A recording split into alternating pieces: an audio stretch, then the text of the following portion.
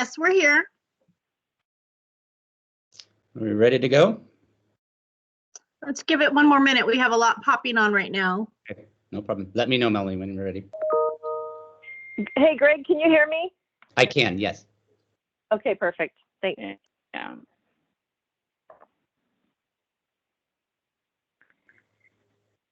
I don't know. Even some of the people on the board of governance, I'm not really that big of a fan of, but it's okay.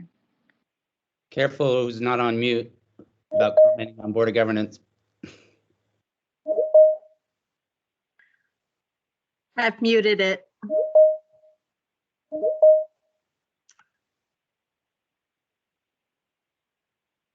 Please make sure you have muted yourself unless you are speaking to the committee, please.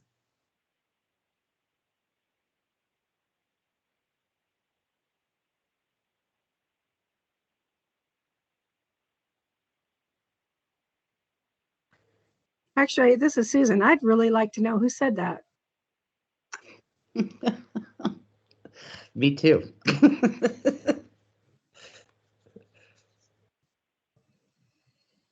Okay, there's laughing, but I have serious concerns about someone, possibly a county employee, saying that they're not a fan of somebody on the It wasn't a CoC. county employee. I'll just say that.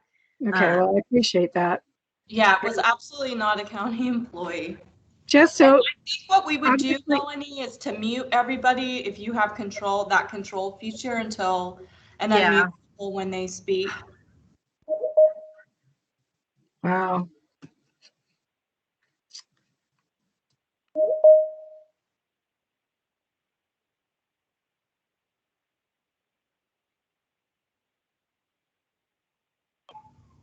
Good morning, everyone. It's Cordell Thomas, United Way. Just wanted to say I'm here. All right, welcome, Cordell.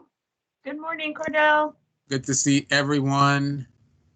And Greg, it's always a pleasure to see you. Thanks, Cordell.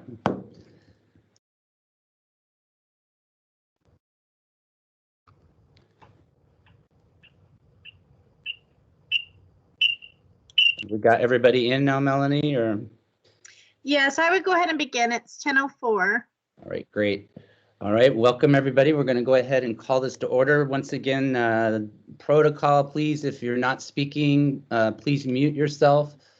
I don't have any big speech to give you today, so we're going to go through with introductions. I'm going to do like I did last time, is go down the list of participants. And if you could click open the participant list so that you notice when your name is coming next, be able to unmute yourself quickly, and then hopefully we can get through this relatively quick. It went pretty well last time. So I'm going to start with Angelina Coe. If you want to introduce yourself, just introduce your name and what organization you're with. Hi, good morning, everyone. This is Angelina Coe. I'm the executive director with Shelter from the Storm in Palm Desert. Good to see everyone. Thanks, Angelina. You're Becky Ruiz.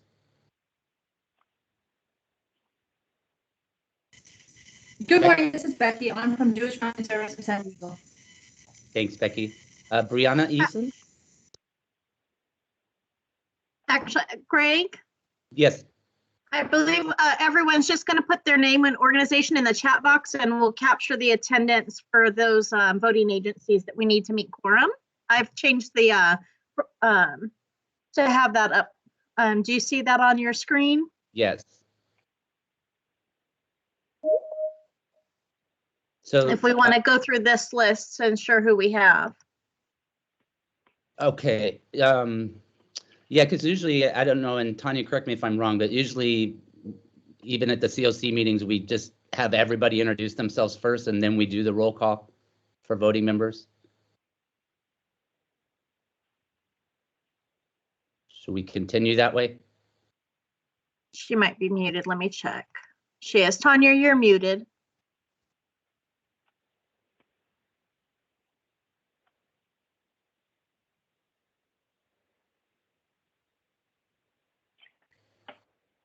Well, I'm just going to go down the list, and then we'll do roll call. So, Okay. So Brianna, I don't know if, and again, if you open the participant list and see your name, go ahead. Brianna? Oh. Right. And then Portia.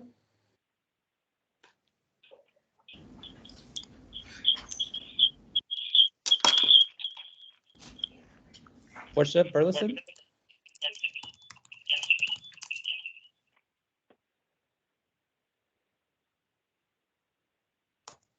All right, we'll go down Chris.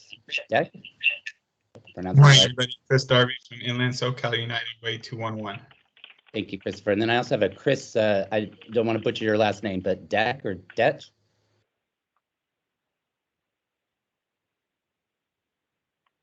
We'll keep moving on.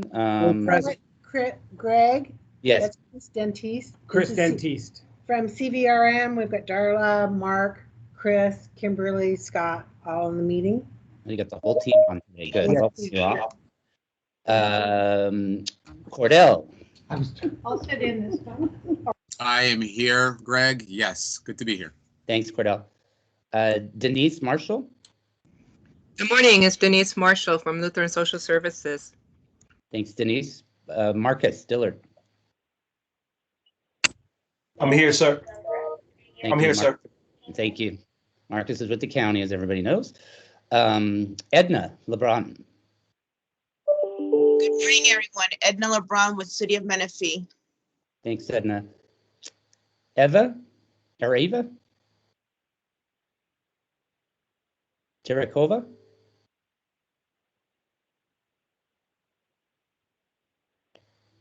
All right, we'll move on. Friends. Sorry, go this is ahead. Ava, City of Eastville.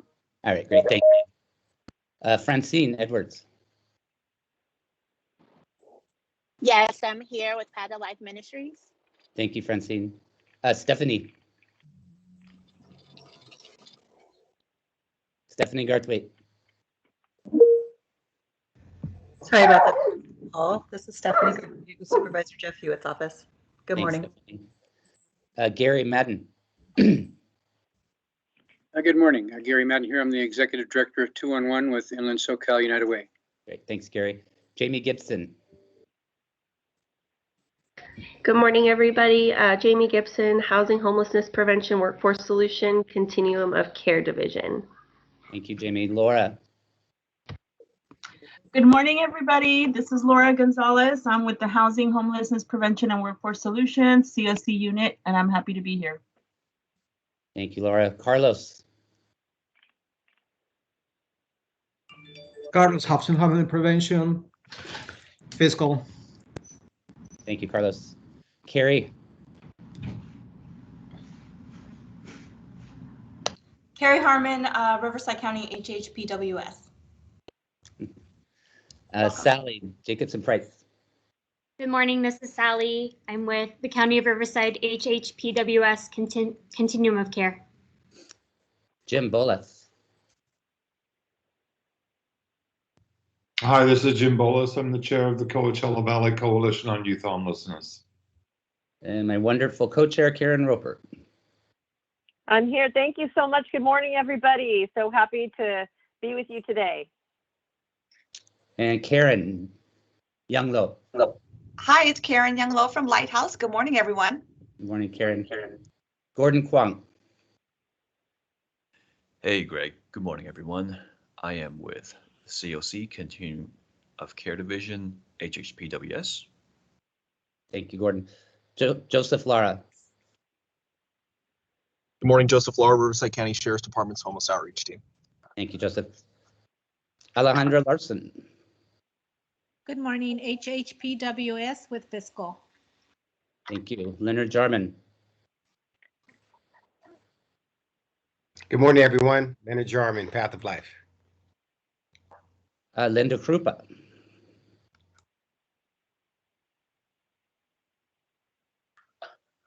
Linda, are you there? Yes. Yeah. Good morning. Linda Krupa, Mayor Pro Tem, City of Hemet. Thanks, Linda. Mary Madsen. Good morning. I'm Mary Madsen with HHPWS, the HMIS unit. Thank you, Mary. Marcus Cannon. Good morning, everyone. Marcus Cannon, Behavioral Health. Maria de los Santos. Good morning, everyone. I'm with Catholic Charities, Riverside. Thank you, Maria. Heidi. Hello, lovely people. My name is Heidi. I'm with the County of Riverside, also the Department of Housing. Mary Martinez Zayas. Oh, I'm sorry, I spoke earlier. With the Lake Elsinore Unified School District, the SAFER program. Great, Thank you. Dr. Cheng. Good morning, everyone. Matt Cheng, RUHS Behavioral Health. Thanks, Matt. Mike Phillips.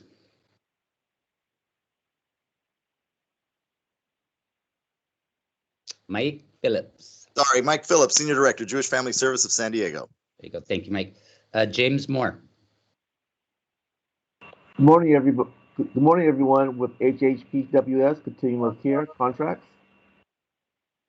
Natalis.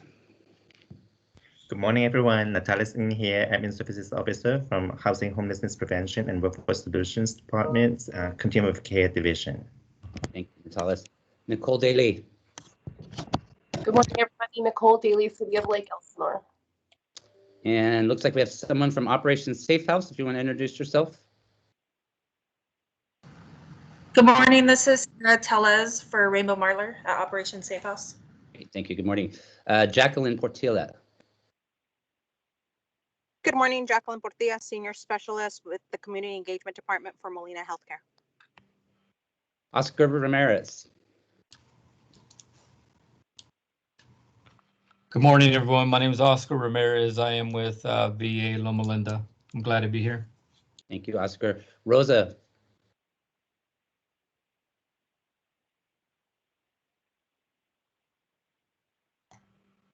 Hello, Rosa Verduzco at Marchas Village and Kitchen. Thank you, Rosa. Debbie. Good morning, Debbie Rose with Supervisor Karen Spiegel's office. Thank you, Debbie. Linda Salas. Good morning, this is Linda Salas with County of Riverside DPSS. Thank you, Linda. Elias Santos. Good morning, Elias Santos with HHPWS Continuum of Care. Thanks, Elias. Sunday. Good morning, everyone. Sunday Sales, 3rd District Supervisor, Washington's office. Lindsay Sisti. Excuse me. Good morning, Lindsay Sisti with HHPWS Continuum of Care. And I've got Susan. Hi, Susan Larkin from Valley Restart Shelter. Thanks, Susan. Shalea Thomas. Hi, good morning, all. I'm Shalea Thomas from the City of Riverside Office of Homeless Solutions. Thanks, Shalea. Tom Cox. Tom Cox, Coachella Valley Association of Governments. Thanks, Tom. Tanya Torneau.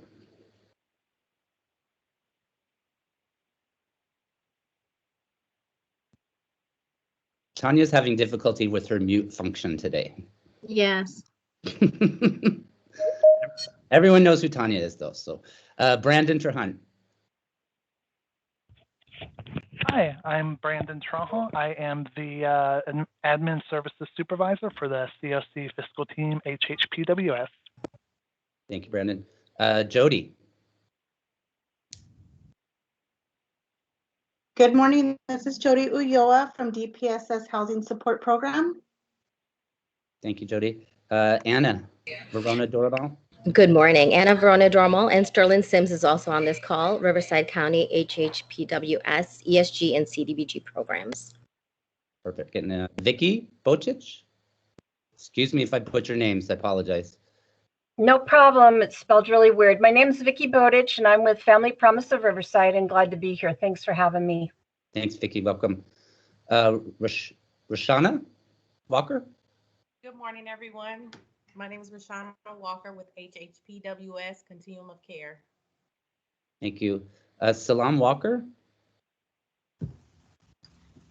Good morning. This is Salam Walker from HHPWS HMIS unit. Thank you. Cynthia Wittenberg. Good morning, everyone. I'm Cynthia Wittenberg with HHPWS CoC Fiscal Division. And Melanie. Melanie Wilson with the HHPWS Continuum of Care. And does anyone who's a call-in user know how to unmute yourself? Can someone unmute and advise how to unmute yourself when you're calling? I believe it's *6, but I'm not positive. It is *6. Yeah. *6. All right. Tanya, hopefully that'll work for you.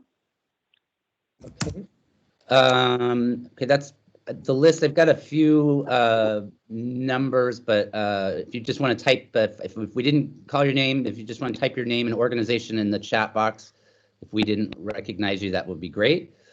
So thanks everybody for patience on going through that roll call. Yeah, go ahead. No. So next item on Greg, yeah. This might be happening to everybody. What's happening in Microsoft Teams is that it keeps asking you to unmute yourself, so people might be getting multiple messages. It's done that to me like probably 5 times already, where it says, please unmute yourself, and you hit *6, so that some people might be having some technical difficulties. Okay, thanks, Karen, appreciate that. All right, so the next item on the agenda is consent items. Tanya? Greg, before we do that, can we make sure that we have a quorum? Yeah, thank you, Melanie. I'm skipping over. So yeah, go ahead and do the roll. All right, is Eric Loomis here?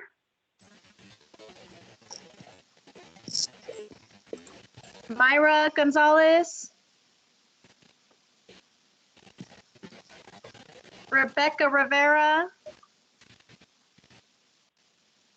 I know Michelle's not here, or Robin.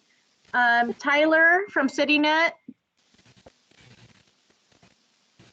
Cindy Sanchez. This is Brianna for Cindy. I'm taking her. Okay.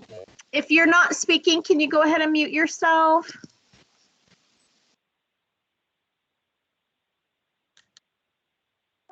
Daniel. D. McFadden. Linda Brock. David Jacobs. Stephen McPeace. Melanie, I think Rosa might be here for Linda.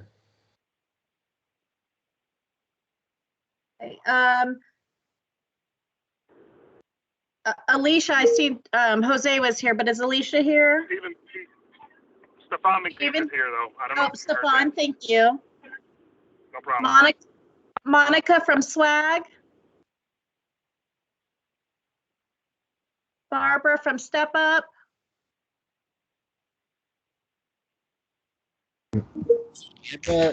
And we have a quorum, Greg. I'm sorry, who did I talk over? This is Greg Koppos with Step Up. Barbara Bloom is no longer with Step Up. All right, what was your name? Greg Koppos, Director of Housing. Okay. All right, and Greg, we have a quorum. Okay, great. Thank you, Melanie. You're welcome. Sorry to interrupt, but you didn't call Valley Restart. I think she checked it. Yeah, I seen you were in the attendance. So Okay. if I seen your name pop up, I marked you ahead of time. Yeah, I think she checked everybody off as we were doing introductions. So yeah. Okay, I'm sorry to interrupt too. This is Linda Salas. Can you please add DPSS to your list of voting members? Yes, I did not Linda. see it. Okay, thank you. And Margaret Atkins is also present today. Thank you. You're welcome. Melanie, and then did you get Brianna for Cindy Sanchez? I'm taking her spot. I did. Okay, perfect. Thank you. Sorry, it's cutting out on my end. Are you guys seeing the presentation again? yes. Okay. Okay, so we'll go to the next slide as consent items. And Tanya. All right, good morning. Can everyone hear me? Yes. Yes, we can. Yes. Awesome. So item number 2 on the agenda is consent items.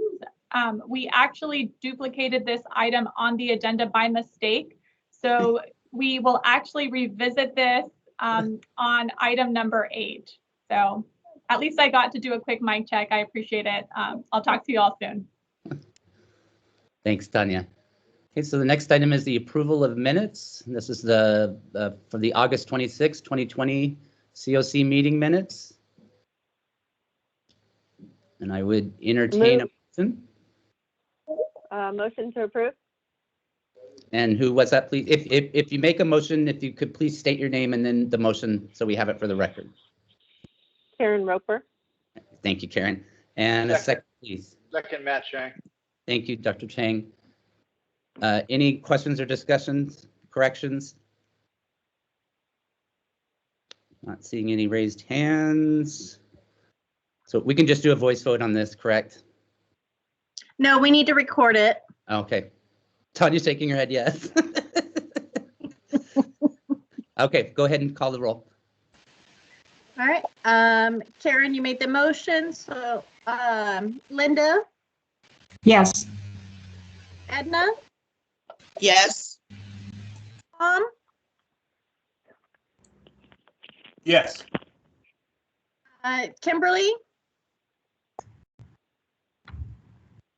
Say it again. Yes. For community health? Yes. Becky? Yes. Karen? Yes. Denise? Yes. Sorry, I jumped the gun on that one. Linda? This is Rosa Verduzco on behalf of Martha's Village and Kitchen. All right. Jackie? Yes. Casey Jackson?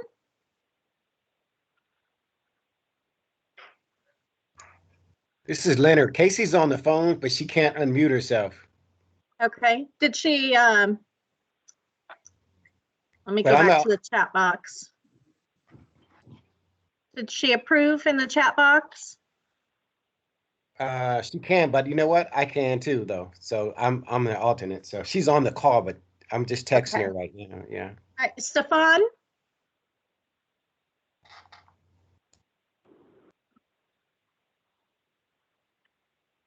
Yes.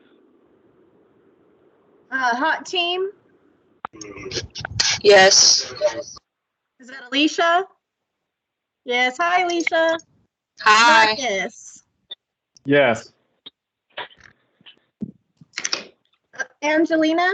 Yes. Greg?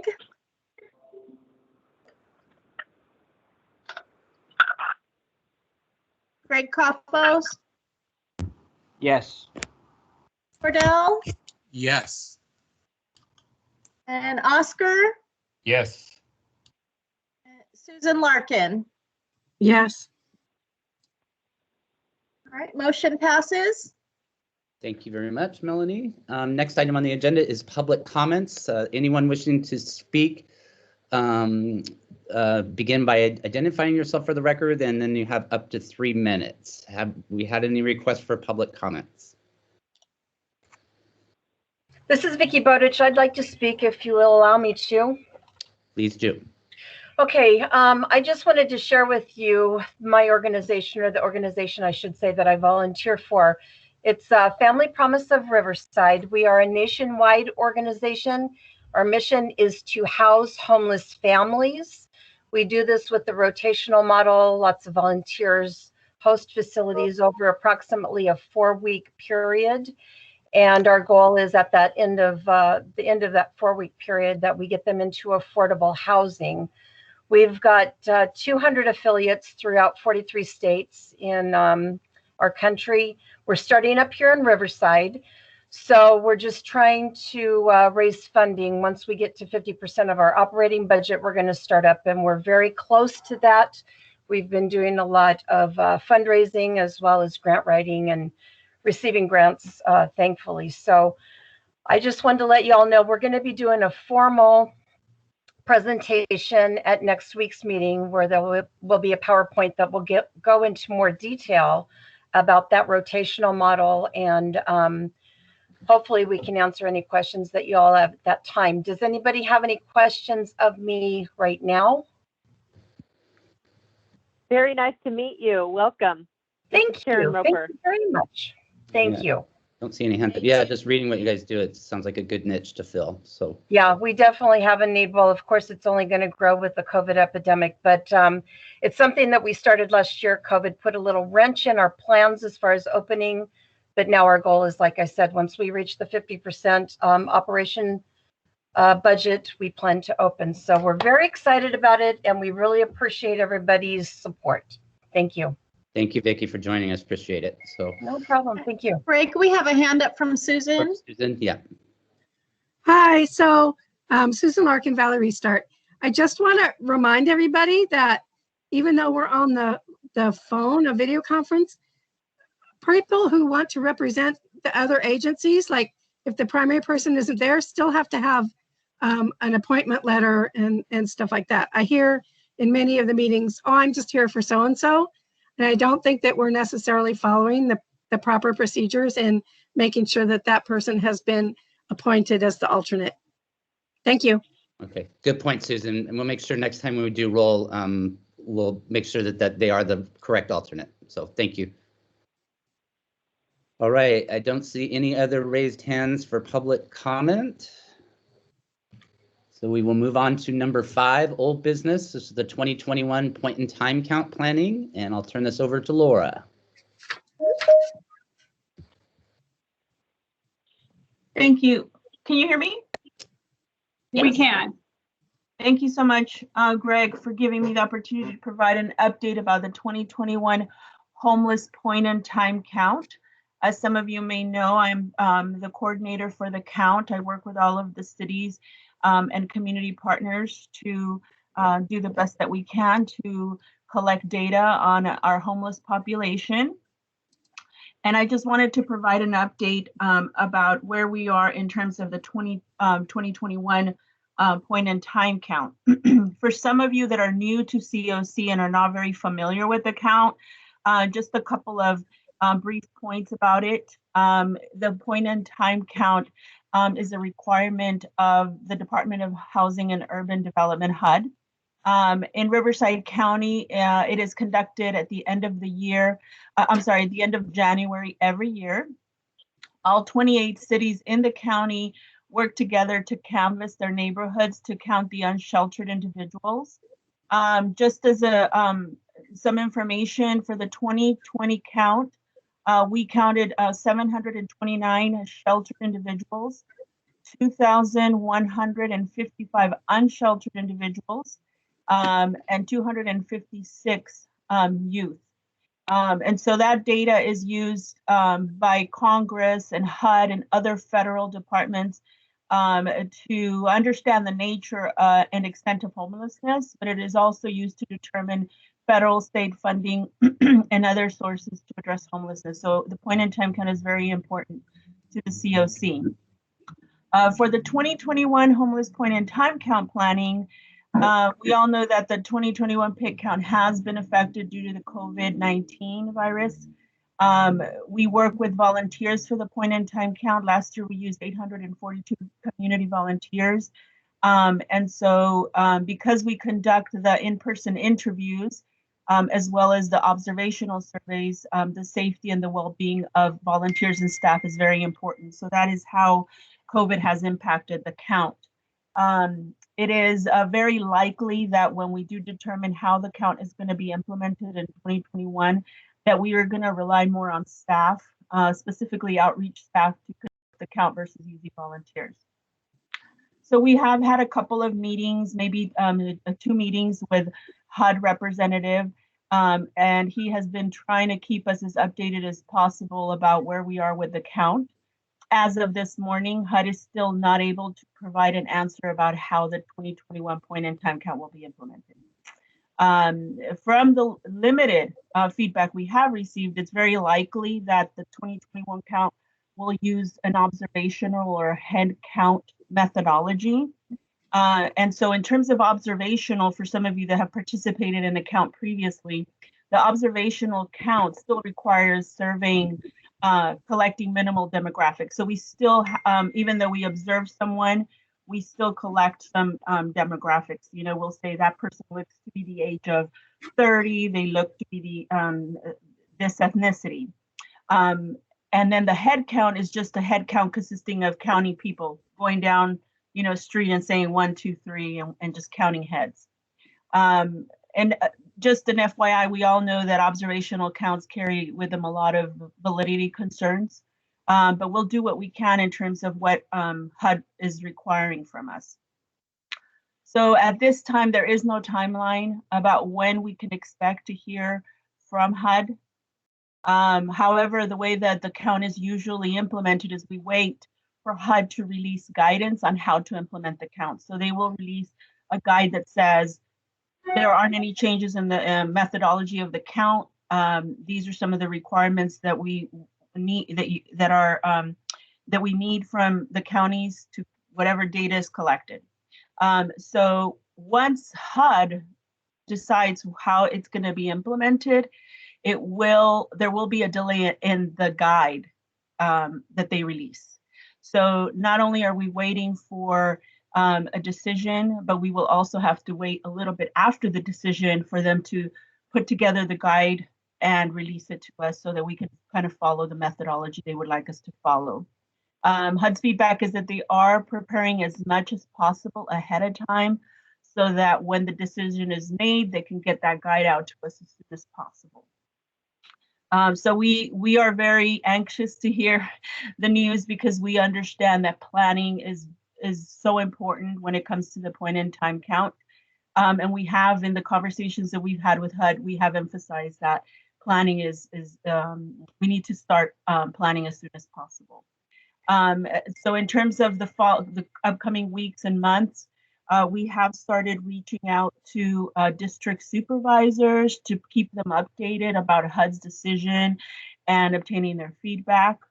We will then follow up with reaching out to our city leaders so that they can kind of start giving us their feedback and assigning staff to be the point of contact for the point in time count. And of course, we will begin or kick off the 2021 point in time count with community planning meetings, which are always important, but this year will be very important so that we can work with partners to make this count a success as best as we can. We do have a proposed date for the count, which is Wednesday, January 27th, 2021. We don't know what we're going to be doing, but once we do know, we will definitely keep you updated on how we will be collecting the data in Riverside County. Are there any questions? Yeah, Laura, in the chat box, can you briefly clarify the difference between the point in time count and the youth count? And will the youth count be impacted the same way because of COVID? Great question. Yes. So the point in time count is the general count. So the methodology we follow includes all of the subpopulations, including youth. Generally, Riverside County we understand the unique population that is our homeless youth. So we do implement it slightly different, but we follow the same methodology. So for example, the youth is conducted in the afternoon, beginning at 2 p.m. versus a general count that is a 4-hour time frame from 5:30 to 9:30 a.m. on the day of the count. And of course, our partners with the youth point in time counter are experienced in engaging youth and working with youth. But other than that, if HUD says you will be required to collect observational data, it would apply for all of our subpopulations, including youth, including veterans, including families with children, chronically homeless. So yeah, once we get that guidance, it'll be applicable to all of our population. Great, thank you, Laura. And I see again, if you've got either public comment or a question, please raise your hand. Karen? Yes, thanks, Greg. This is Karen Roper. Laura, I wanted to talk about if HUD decides that it's just going to be a head count and particular cities want to do something specific, like for the city of Corona, as an example, one of the things that we want to be able to do is revisit the homeless veteran count, because the last count for us, identified 10 homeless veterans, and we have some veteran-specific initiatives that we want to implement. Just kind of wanted to throw that out there about what you all think about that and how it would be handled if the cities want to do a special count on collecting specific data in addition to the head count. Is that something that we should share as part of the count process, or just do it separately? I thought it would be good because there's probably other cities that may want to do something like that. Karen, I can chime. Oh, go ahead, Carrie. We're receiving some of that feedback as we engage with our Board of Supervisors and their teams, and as well as some of our key city partners. And, we're collecting the feedback and figuring it out how best to move forward. The simple answer is yes. Definitely, the county is always respectful of what cities need to do or would like to do within their cities. It's always our goal to do a large, all-encompassing count. So our goal is to be able to incorporate all of that into our larger count so that we still maintain the cohesiveness and also respond to the unique needs of each community. So we're just figuring through that. I really appreciate that feedback, especially to veterans, which have always been near and dear to me. I would just also offer that the other thing we're balancing is how to make sure that we're keeping our homeless residents as safe as possible in the process, and not having them exposed to a stranger for any longer period of time than is absolutely necessary.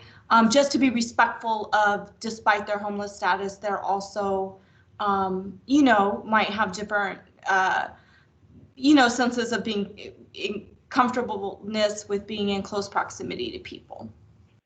Well, So I that's hear good you, and feedback. we're And working this on is something that we're discussing, because we were thinking about doing something sooner than later to try to identify the veterans. And then where we ended up was, well, the count's coming up anyway, so should we wait until then? From our perspective, we have our homeless outreach and psychological evaluation teams and sitting that on the ground. So we're regularly doing outreach. But we wanted to do a targeted outreach. So that's why we thought, well, maybe we should just wait until the point in time count. So I was hoping to just get some feedback about what you all thought about that. We want to do what the best thing is for the region as a whole in terms of data collection. So I guess it's TBD, right, Carrie? But very soon. So if you have any specific ideas, or please feel free to email Tanya, myself, and Laura. We're really open for feedback. We want this count to work for you. Ultimately, the data is for all of us to better serve people. So I don't want to leave any stone unturned, or just, we really want to make it work. Can I also say, add to that? We do have committees, planning committees, one of them specifically for veterans, and how we implement the count, focusing on our veteran population. So you're always welcome to be part of that planning committee and provide your expertise and kind of what has worked for you and what has not. The more community involvement that we have, the better the count will be. And then as an aside as well, I don't know if a lot of you remember that last year, even though HUD does not consider youth that are couch surfing homeless, we thought it was important to gather that data anyway. So we gather data knowing that it's important to our community and our county. And so once again, when we do kick off those planning meetings, that's where we can have that conversation about what information we need to collect, if it's safe to do so, of course. So the more partners that we get at the table, the better the count will be. Great. Thanks, Laura. I don't see any other raised hands. And again, great work, Laura. I know this is very frustrating because I know how incredibly detailed you are on planning. So not to have the guidance, I know how frustrating. So thanks for everything you're doing. I appreciate it. Sure. Thanks everyone for your patience. All right, moving on to the next item, old business number B, the CoC standing committee meetings. Tanya. Good morning, everyone. Again, Tanya Torno, CoC manager. we wanted to update the continuum of care. Since our last meeting, we reviewed our charter and also had a conversation with County Council in regards to the restructuring of our CoC agenda and the consolidation of our standing committee meetings. Melanie, if you would be so kind to jump to the next slide. This table was shared during the last meeting, but we wanted to make sure to revisit this again because we are going to be having a planning meeting after this call in an effort to make some amendments to our Board of Governance charter that would highlight the efforts to consolidate some of our standing meetings. For those of you that were with us during our last meeting in August, you know that we had some good discussions about the strategic planning efforts that were conducted earlier this year with LESAR. And as a result of that effort, LESAR published a report. And one of the key walkaways or takeaways from that report was that members from the Continuum of Care really felt in consolidating some of the meetings to allow for, I think, more participation, right? Our county is so broad, and a lot of us prior to COVID, traveled quite a bit to get to meetings, but felt that, by consolidating some of these meetings, we could basically align efforts and allow meetings to be much more productive. So a pitch to our planning meeting again this afternoon at 1 o'clock. We want to encourage as many of you that can to attend. I know that we have our chair of that committee, Marcus Cannon, on the line, and he'll be speaking a little bit later today on a separate item. But I wanted, again, to make sure to get you guys to see this visual so that you guys know that per our charter, any changes would need to be approved by the Continuum of Care. So staff's plan is to, again, support the work that's going on in the planning committee meeting to highlight these changes, make sure that we get a revised copy of that charter out to the Continuum of Care. And then during our December meeting, yes, we have a meeting in December. The good news, it's early. It's way before Christmas, so we won't take you away from your families. But it would be during that meeting that we would put a motion together. Staff would recommend a motion for the Continuum of Care to approve the changes. The other just additional piece that I would add to that, which I think is valuable, is that the planning committee noted that some of our meetings, like the standards and evaluation and the housing and sustainability committee, could really be activated as needed.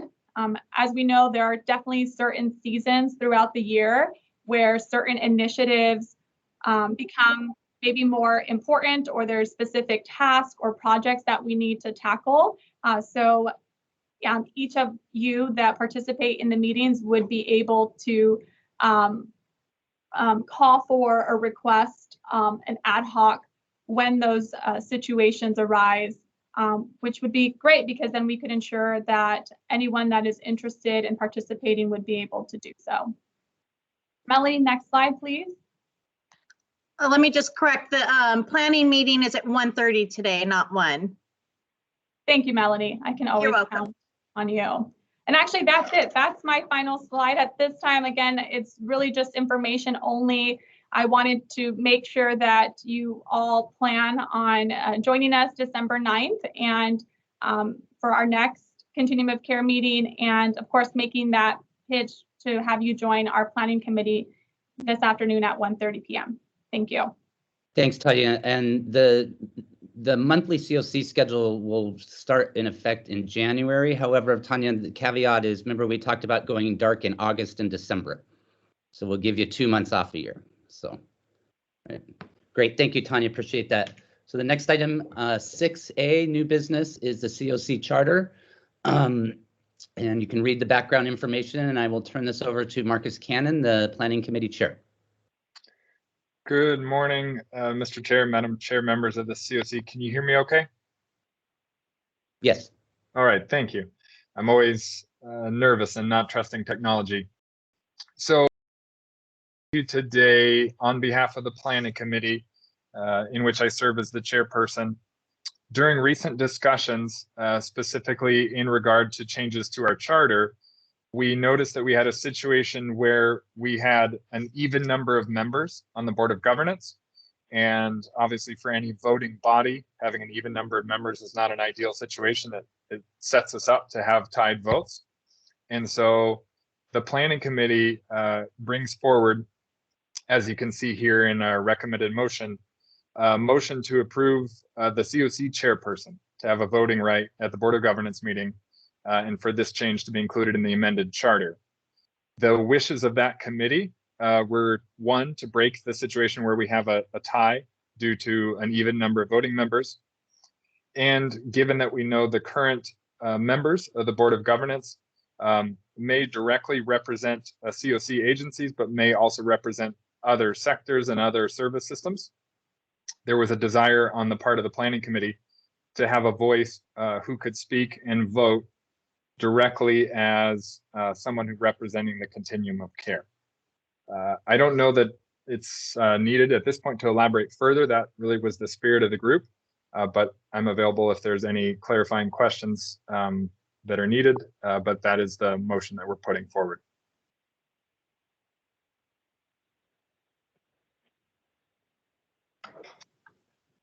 So I think we're either, looking for someone to make the motion or second the motion, or if there's any questions on the item. I just wanted to step in. Shalia Thomas with the City of Riverside is on the line. Shalia, I believe you wanted to make a comment. I did, actually. I wanted to make a public comment on the behalf of Michelle Davis for City of Riverside, if that's okay. Please do. Oh, perfect. Thank you guys so much for having me.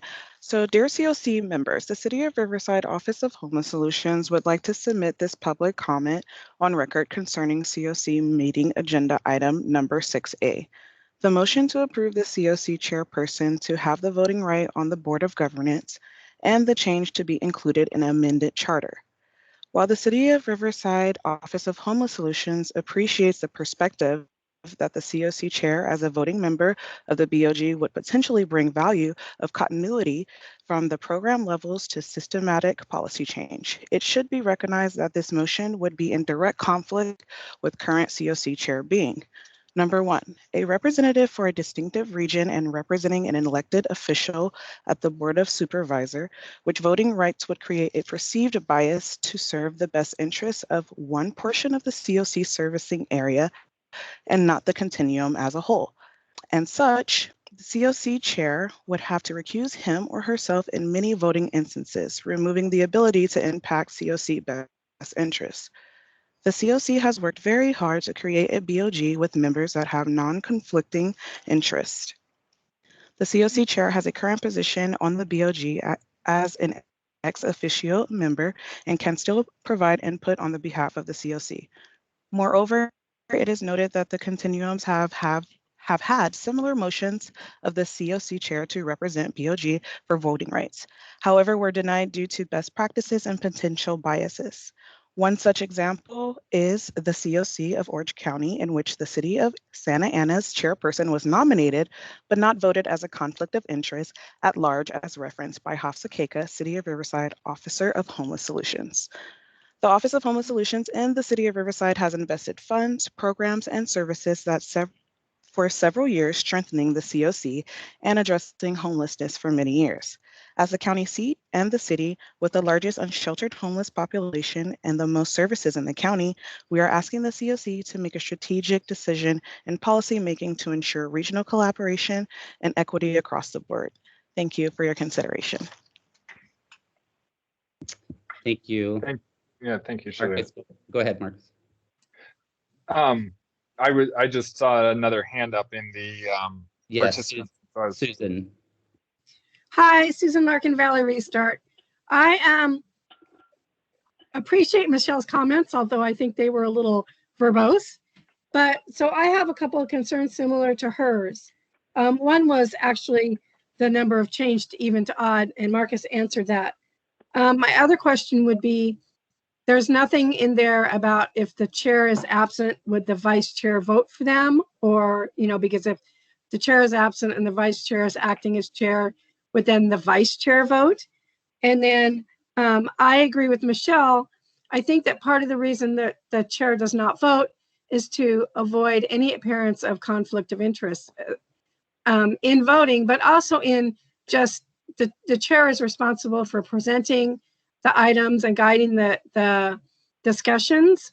And I think that if that person was also a voting member, there might not be an actual conflict, or there might, but there could be most often the perception of conflict. And then my last question is, what if the chair did have a conflict? Would they, I mean, we have people now who, I mean, when we were meeting in person, everybody had to leave.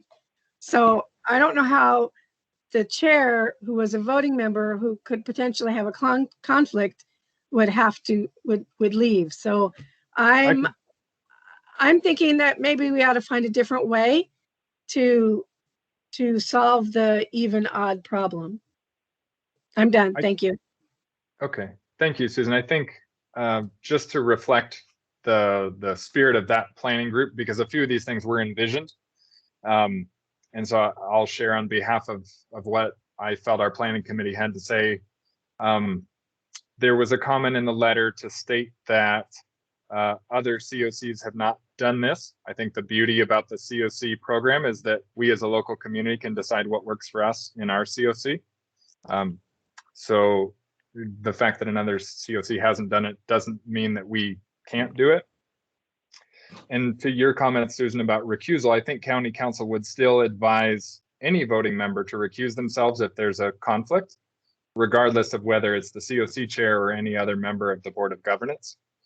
So I don't see that, the committee didn't see that as in and of itself a deal breaker, because any Board of Governance member could have a conflict and be asked to recuse themselves. Great. I do see other hands up in the chat, Mr. Chair. Tammy Marie. Welcome, Tammy. Hi. I just want to say that I really appreciate the comments of Michelle and Susan and agree in part. But I also want to say that we've worked really hard on the BOG to try to have and build a non-conflicted board. And so to be able to have that representation from the COC as a voting member, I think would be really critical. And I also think having the county attorney on hand to identify any of those conflicts would help mitigate any of those challenges as well. Great, thank you, Tammy. And I just want to do a couple clarifications, and I have no dog in this. If you're not going to hurt my feelings if you don't approve it. I do think the continuity, though, and the voice of the COC would be good. But I want to make a clarification that my role, I do not represent the supervisor as far as in the continuum of care, or would I on the Board of Governance. I represent basically the collaborative out here in the Coachella Valley. As far as regional things, we all have regional aspects when it comes to the Board of Governance, whether that's Supervisor Spiegel in District 2 or when the city of Riverside had their spot as well. And so just want to make those couple clarifications. Susan, I see your hand up again. Yeah, so I had another thought. What happens if the COC chair represents an agency or a government? I know that you represent CVAG, but that's fine. An agency or a government entity that is already on the board and has a voting, already votes. So Michelle, for example, said City of Riverside, but it could be, two people from Valley of Restart, one who's on the, who actually has a regular seat on the board, and someone else who is the COC chair.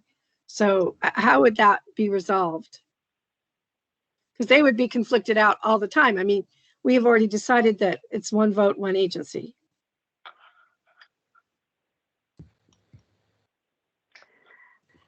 That's a good question. I mean, I think my punt would be to say that in those instances, we would defer to county council for an interpretation.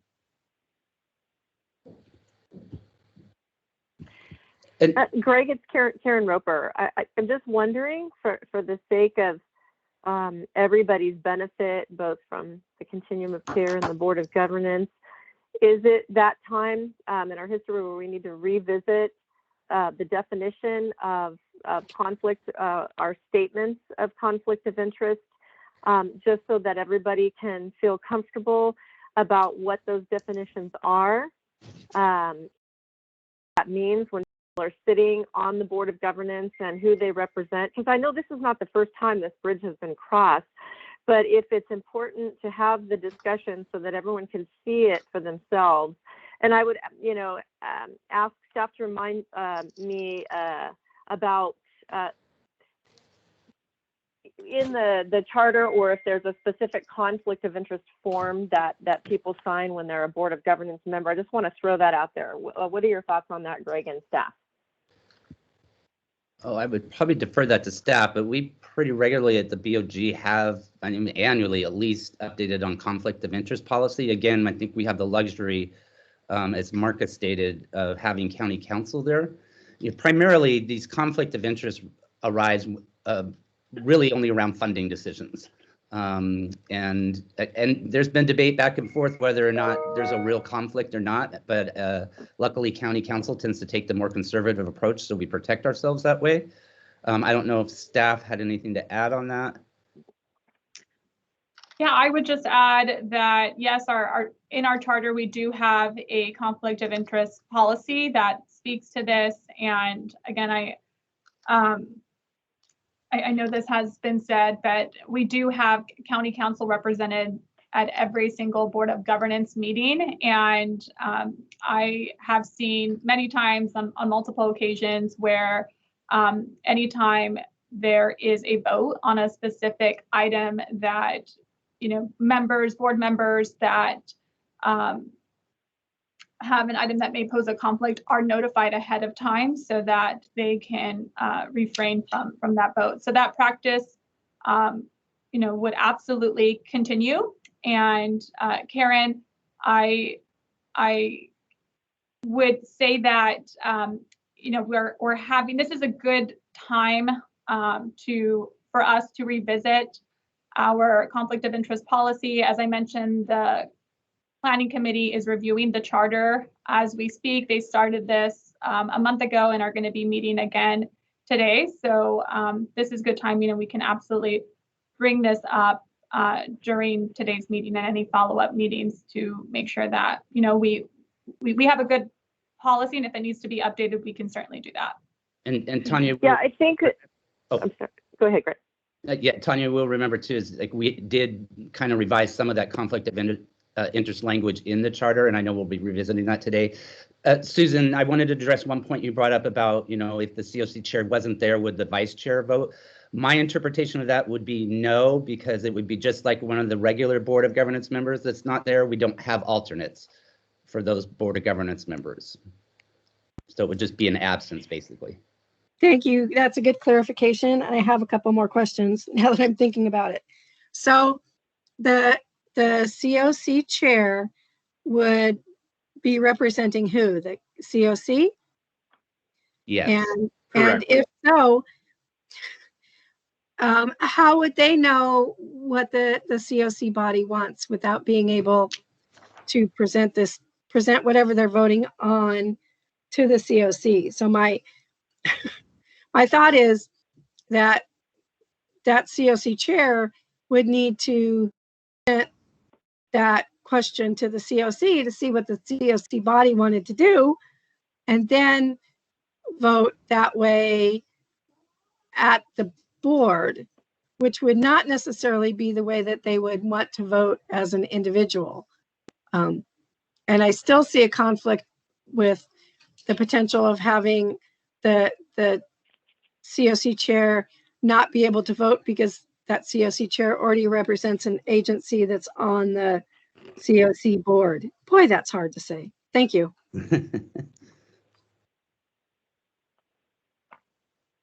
Marcus, I don't know if you want to address that. I think, Susan, those are all good points, and obviously you're typically one of the folks who's quickest to help us think through any difficulties. I think as to the question, how does the COC chair know to speak for the COC? At some level, that's an interpretation that in electing a COC chair, we've already made to say that we trust this person to read the room of the COC and to be able to act in accordance to represent the COC. But I think that that's, why this motion is here, to see if people agree with that position. And then in terms of conflict of interest, I think at some level that's unavoidable, that any member of the BOG could have a conflict of interest on some item. And so in the need to break this tie issue, anyone that we put forward, theoretically, there's no person on earth that could be knowledgeable about homelessness in the Inland Empire, but yet we could say we'll never ever be conflicted. So I'm not talking about conflict of interest directly, but part of our charter says that there is one vote for one agency. So it's not necessarily conflict of interest. It's that you could have a COC chair who is from an agency that already has a board of governance member. Board. And we've already said that there's one vote, one agency. So that COC chair couldn't vote on anything because somebody else from that agency would already have a vote because they already have a seat on the board. I think this is Carrie. I'm going to chime in. I think that is a point that we have to consider. I think we're getting into a very technical conversation. But what I would also put out in consideration to as food for thought is whether our current bylaws, which you referenced, Susan, and our current, who sits in those seats, is really what's moving ahead our work to end homelessness in our community. And I think it's okay to revisit those and to say, have we gotten so technical that we're now like a kid's handball game? There's no double bounces or slices, and this person has to serve, or we really have the membership with the power and voice to tackle this community issue of homelessness, because I think we've done such amazing things. And I would just encourage that as you guys vote and make those decisions, that if the bylaws need to be revised, because this is where we're at with COVID and this is how we've evolved as a continuum and BOG, let's do that work. Because I think some of what's surfacing is issues perhaps that we need to do a little tweaking to the bylaws to get the right people at the table and to address some of those minor conflicts that could arise. But I just put that out as food for thought. And Carrie, it's Karen. I just want to jump in. That's why I had mentioned, I think it just might be good to invest the time at the Continuum of Care to revisit the concept of conflict of interest. I know HUD has a lot to say about it. Looking at what does HUD's policy say, and clearly, county council can offer advice on that. But the members of the Continuum of Care feel like it's now this time in our history we need to talk about what that means. And then after Continuum of Care discusses it, then the discussion at the Board of Governance level, my experience with this is that, like you said, it's often difficult to, you could say everybody around the table has a conflict of interest, but if we don't talk about what the policy says and then make sure that there's a process for, like what Susan brought up, if there happens to be two people and there's a vote that comes, that needs to be discussed when the item comes before that governing body to be able to make sure that they call out anybody that might have like a double vote. So maybe that's why we need to revisit what the policies are that govern conflict of interest. So. Okay, this is Susan again. For those of you guys who are newer to the COC, the part of the reason we did address the one agency, one vote thing was because there was a situation where a gentleman represented 2 or maybe even 3 agencies and was voting 3 times. So we had to clarify that. And I can tell you right now that there's a situation with me because I represent Valley Restart on the board, but I also have a nonprofit. So I do not vote twice. If you noticed, my nonprofit person wasn't here today and I did not vote because I only comfortable voting once. So that situation does actually come up. Okay, now I'm done. Susan,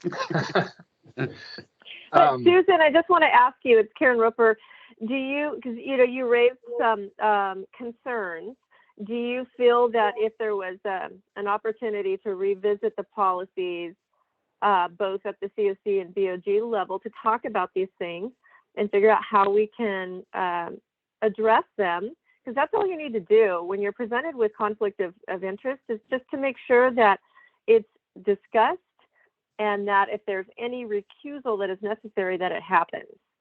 So, Karen, I think that's absolutely a discussion we need to have.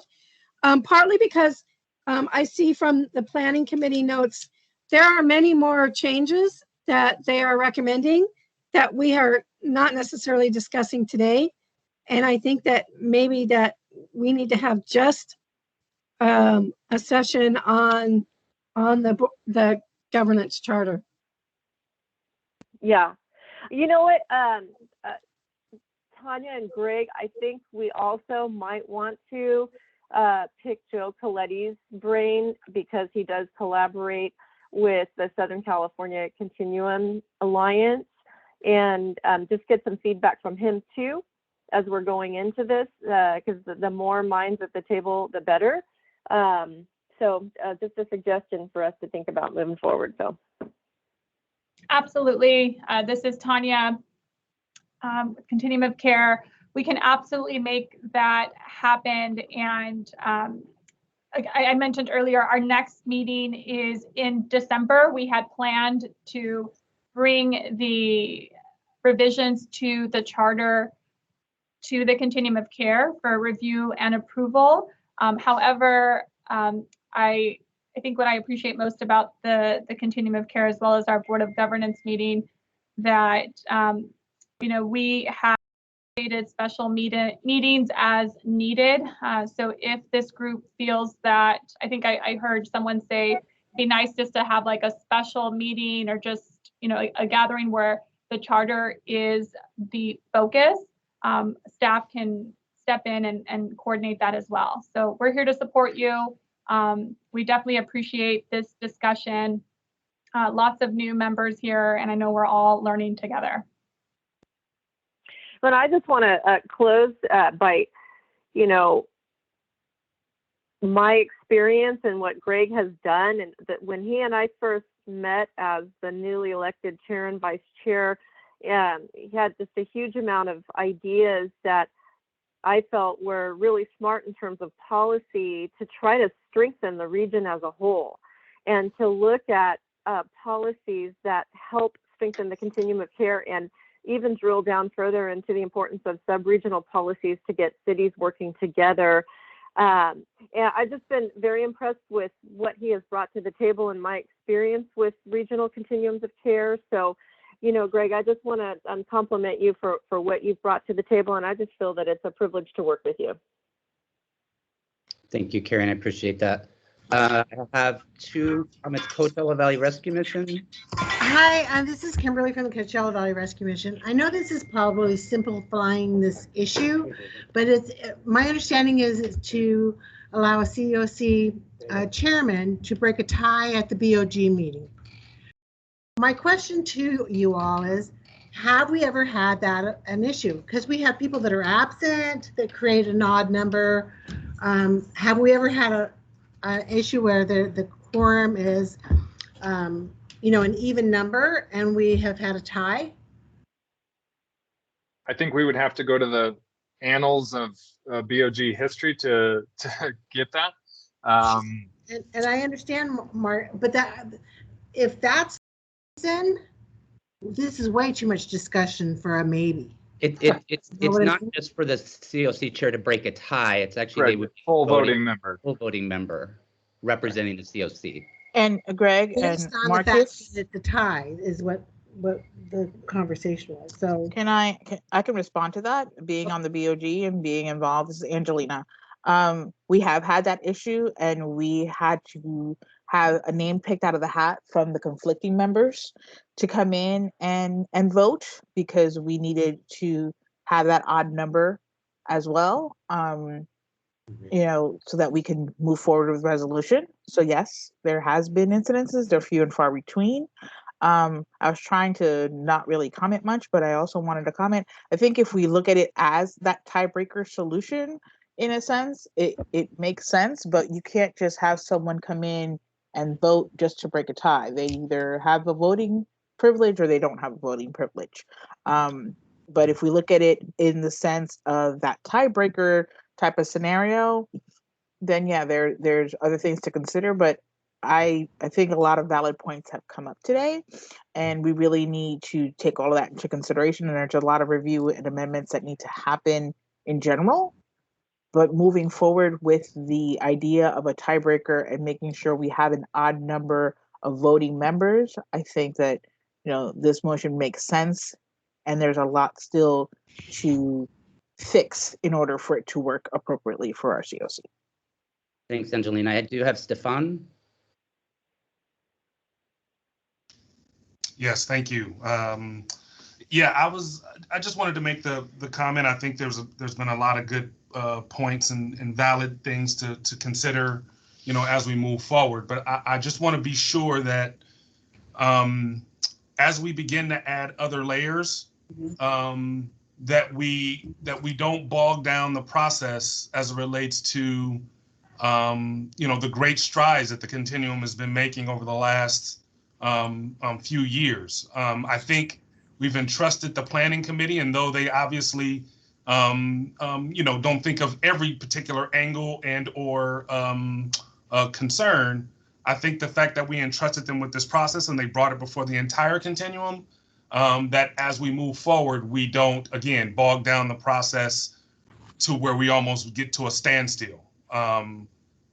So I just kind of wanted to throw that out there. Yeah, I agree. Sometimes we need to slow down in order to go fast, to really make sure we consider some things. But I also want to make sure that the concerns that are mentioned are also representative of the entire Continuum. So I may have a particular concern as a Continuum member, and though it's valid, I just want to be sure that that specific component doesn't derail like the entire process of what we're trying to accomplish, and that the planning committee has spent some time trying to flush out on behalf of the entire Continuum. So I just want to kind of throw that comment out there that I agree. Yes, let's revisit some things, but not to the point that it may stymie the process that we're trying to move forward with this voting member.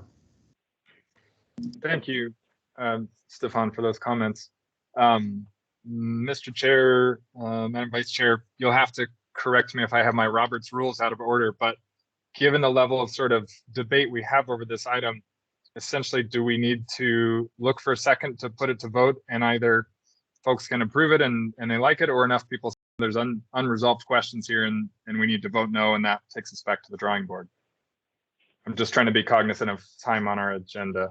Yeah, thank you, Marcus. So you could make the motion and get a second. If enough people have concerns about needing to address something, they could vote against it. Or if people agree with the concept and we work out the details on the back end, they could vote for it. Fair enough. Mr. Chair, I could offer an amended motion to the agenda item for consideration, which would be to move to approve with the caveat that there is much more detailed discussion starting at if it starts at the appropriate planning committee level and then the CFC and then back to the BAG about revisiting conflict of interest policies. And maybe then that would address the issue. I think with Robert's Rules of Order, we would have to do, Marcus, do we need to make a call for the second, and then if there's no second, do a revised motion? I believe so. And I was going to ask Karen her revised motion. I was having trouble tracking exactly what the voting issue would be. So Madam Vice Chair, with your permission, do we have a second on this motion?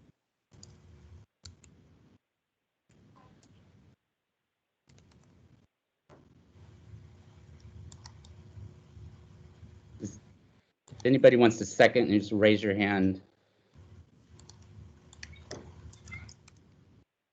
Okay, we've got, seconded by Denise Marshall. Okay, so there's a first and a second, Marcus. Okay. And then I'll look for staff's help. I think essentially we then ask for a roll call vote. Is that correct? That is correct. And Melanie will step in to assist with that. All right. Karen Roper? Yes. City of Hemet, Linda? Yes. Melanie, before you continue, this is Laura. There is a question on the chat box. Can you just restate the motion that members are voting on? That's the question. Is this on the revised motion, or what is the motion?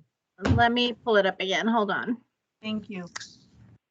To approve the CoC chairperson to have a voting right at the Board of Governance meeting and for the change to be included in the amended charter. So it's the original motion.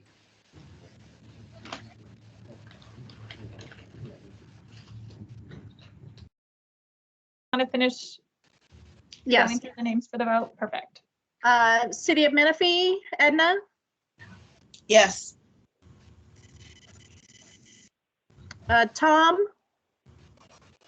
Teabag? Yes. CVRM, Kimberly?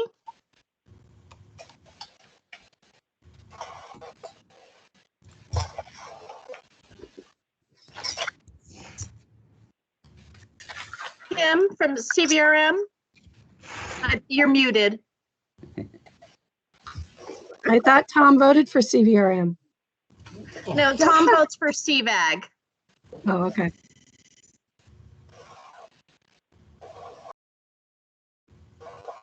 Kim, you're muted.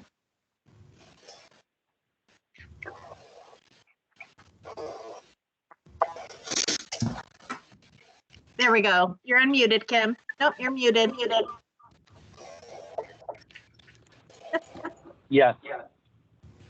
Kim, we can't hear you. You're muted.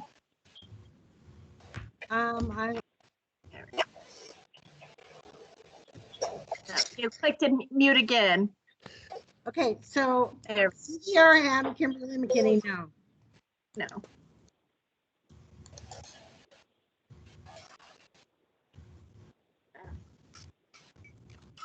Okay, community health? Yes. Becky, Jewish family? Yes.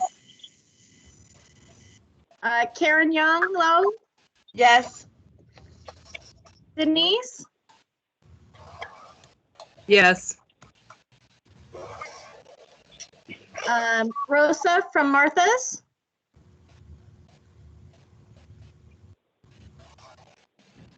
Yes. Jackie from Molina Healthcare? Yes. Casey from Path of Life?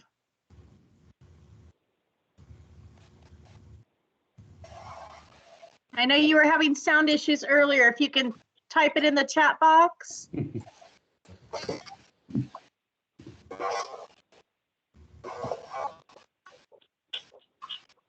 I'll come back to you. Stefan McPeace? Yes. Alicia? Yes. Marcus?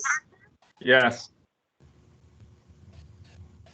Angelina, Yes.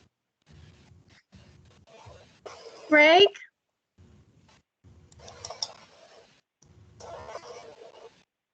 Greg Coppos, Yes. Cordell, Yes. Oscar Ramirez, Yes. and Susan Larkin. No.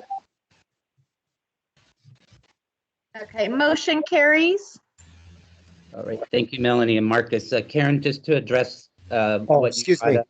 Oh. This is Leonard from Path of Life. Casey wasn't able to unmute, but I am authorized to vote on behalf of Path of Life, so we were voting no. Okay, Sorry about that. you're fine. Excuse me. Can you hear me? Yes. We can hear you, Dave. Yeah, this is Dave from Camp Anza Mercy House. And I don't know if you guys put us in on the roll call, but Mercy House. I did now. Your vote is for what? No. That help for future leaders. I'm not hearing my name. I'm sorry, who are you? Help for future leaders, Daniel. Help for future leaders. Okay, let me mark you as in attendance and put no. Yes. I responded the roll call. Yeah. Okay. Was that a no or a yes? Yes. You voted no. No. I voted yes. Oh, yes. Okay.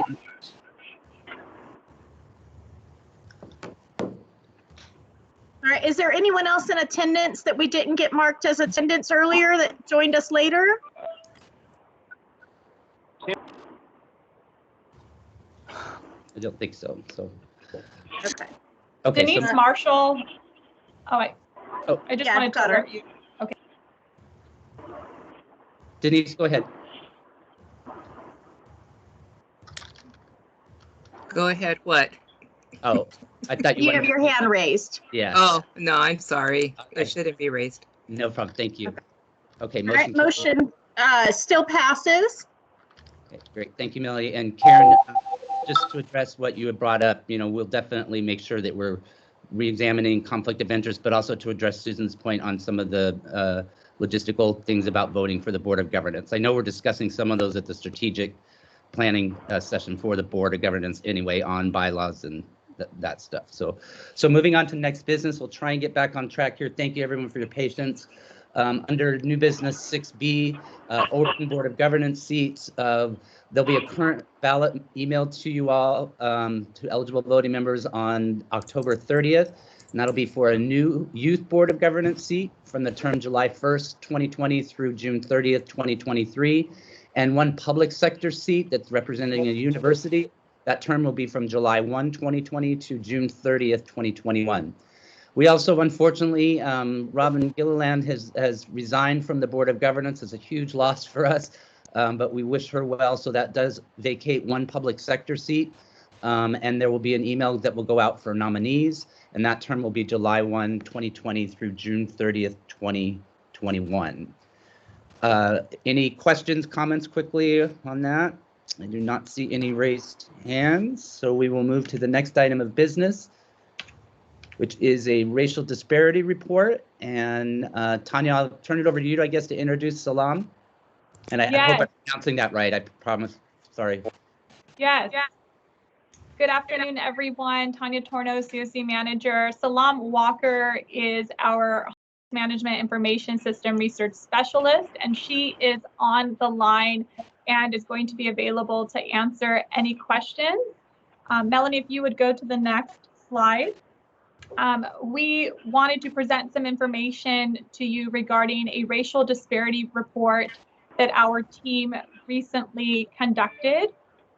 As a continuum of care, we have had some discussions about doing a gaps analysis, looking at our data and getting a better picture of who we're serving. We've received technical assistance from both the state and our federal partners. And in that, this conversation about racial disparity has continued to be brought up. And today we prepared some information that presents a breakdown of who we're serving, broken down by racial groups, using information from our U.S. Census data, in addition to our point and time count, and of course, relying heavily on our HMIS, again, Homeless Management Information System, to be able to do that. This type of analysis is important because we want to make sure that as a continuum of care, we again are recognizing whether we are inadvertently. Oh, sorry, Tanya, I accidentally muted you. That's okay. I just unmuted myself. Hopefully you didn't miss too much, but no. Okay. So again, this type of analysis is important. We want to make sure that we're looking at our data to see who we're serving, to ensure that we're not prioritizing certain racial groups over another. It's important to look at this data to see how we can make improvements into our homeless delivery system, which is why many of us are here and attend these meetings regularly. In addition, looking at race as providers, we want to consider how certain interventions may work better to target certain populations over another. So the table that is in front of you breaks down the homeless population in comparison to the US Census data. What I wanted you guys to make note of here is that we intentionally used 2019 point in time count data because we wanted to do a direct comparison to 2019 US Census data. The takeaway from this graph, from what you will see, is that, as an example, Black and African Americans make up 7% of the total general population, however, are accessing or are experiencing homelessness at 18%, which is almost 2 times that of the general population. We see this similar comparison with the multi-race, so people that identify themselves with within more than one ethnic group. So you'll see that, right, 1% of the general population identifies with multi-race, but yet 9% are counted or were counted during our 2019 point in time count. Next slide, please. This report, again, breaks down the point in time count in addition to the people that are accessing our emergency shelter system, and then looking at those, which groups are exited into permanent housing. One of the things just to consider with this is that both Hispanic, Latino, and non-white Hispanic groups, or I'm sorry, non-Hispanic white groups have lower totals of they have lower population totals, but when we look at how many of them are accessing our emergency shelter, we actually see an increase.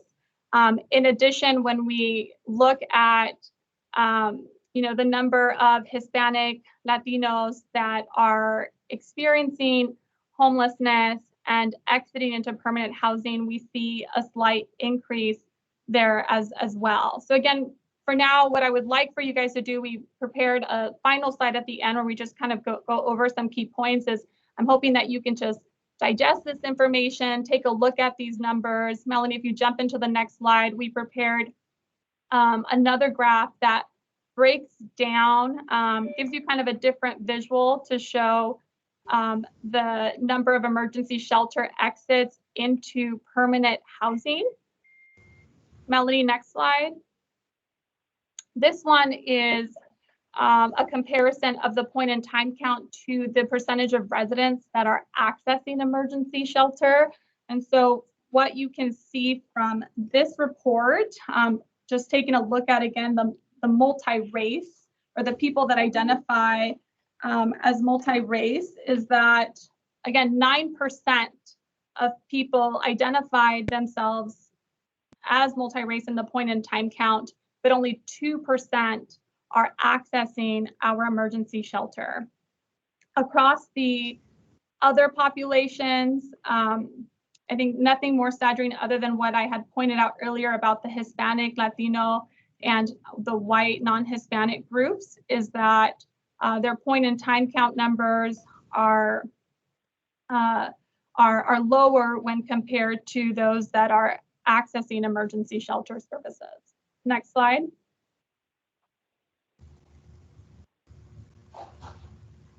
So the next information that we are going to present provides an overview of the demographics of individuals who are accessing permanent supportive housing. You heard me talk permanent housing, now jumping into permanent supportive housing. Keeping in mind that with permanent supportive housing, there's specific criteria, right? You have individuals have to meet a specific length of homelessness, usually 1 year or more, or have experienced multiple episodes of homelessness within a 3-year period that equals 12 months. Don't we love HUD for those definitions? Where when we talked about permanent housing earlier, we were looking at exits that could have been a result of a client leaving a shelter and moving into a unit that they're paying for completely on their own, or moving into a unit that they are supporting or are being assisted through a rental subsidy, such as whether it's Section 8, HUD-VASH, or any of our HUD CoC permanent supportive housing programs. So in this case, it's doing a direct comparison of the people experiencing, or that we counted during the point in time count, how many of those are, or of that, what is the comparison into permanent supportive housing? And I would just note that one of the things, especially when we think of the board's vote as racism as a public health emergency, is that our Black and African American population countywide is between 6 to 8%, depending on what community you're in, yet they represent 18% of our point in time count. They're 27% of our permanent supportive housing population. So they are overrepresented in homelessness. And as you can see, like, there's a larger transition of our white homeless residents into permanent supportive housing versus our Latino or Black and African American. And part of the point of providing this data for you is to make you aware of these disparities even within our own continuum of care system. I'll give it back to you, Tom.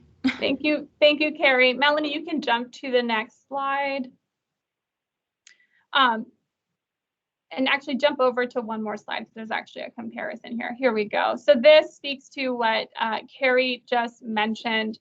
When we look at certain groups, like for example, the white population, again, this is all just using information from HMIS, our point in time count data, that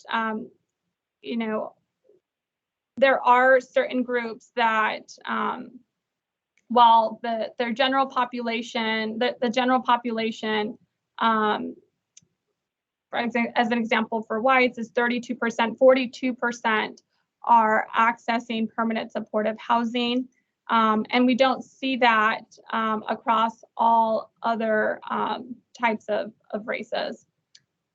The next slide, Melanie, just kind of go quickly through this. The total population for two majority groups, so Hispanics and whites, are higher in the county population, the total population, and in the homeless population. The total percentage of homelessness for 4 minority groups, multi-race, Black and African American, American Indian, and Native American or Pacific Islander groups was higher than the general population. We spent some time talking about this, right? Black individuals experience homelessness almost 3 times more than the total population that they represent. Melanie, next slide. And some of this, so I think we can jump on to the next slide because we kind of went over this. I think it's important for us to end with this, is that we as a team recognize that there's still further analysis that needs to be done. Right, as we were reviewing this information within our team, we recognize that there are certain groups, as an example, a lot of minority groups tend to rely heavily on existing support systems, whether it's family or friends, and often will find themselves in extreme overcrowding or other type of housing before they will seek out emergency homeless services. So while they may be underrepresented in our point in time count, it is likely that they may still be living in extreme poverty issues and may just not be meeting HUD's definition of literal homelessness. And right, as a continuum of care, as an example, we've talked about how even within our own systems, looking at the way school districts measure homelessness, that they tend to capture children and families who are in overcrowding situations, but those families are not necessarily represented in our point in time count. So we just added some suggested next steps. And again, these are just ideas that as a continuum of care we can explore, which include, it's important for us to review this information regularly. We talked about, now kind of as a next step, looking at data within our coordinated entry system to do a direct comparison to see, okay, of the people that are SDATed, what does this, what does that data tell us? We've also discussed as a CoC and our role in providing technical assistance to initiate cultural diversity and sensitivity training to help deepen our understanding about how certain cultures differ from each other, but also to take a deeper dive on the analysis of racism and oppression to strengthen our knowledge about the practice of equity. And then I know one of the things that I walked away with as a social worker in training is that as staff, we want to make sure that we are, the staff that work within our agencies represent the population that we're serving. So that might be an idea or strategy that we want to explore. So with that, again, I will go ahead and end and ask if anybody has any questions, comments, or feedback. Salam, again, our researcher is on the line and can help chime in if needed. One hand, I see Karen. Karen? I just wanted to, can you hear me? Yes. I can. Yeah, just for the benefit of the folks listening in, I think it's, good. This is a big issue coming at the national and state level. So whatever we do moving forward, because I know even a lot of the funding sources will ask you to address that, especially more recently from the state. So I think whatever we do going forward, we just want to make sure that our policies are going to align at the state and national level because that does affect funding sources.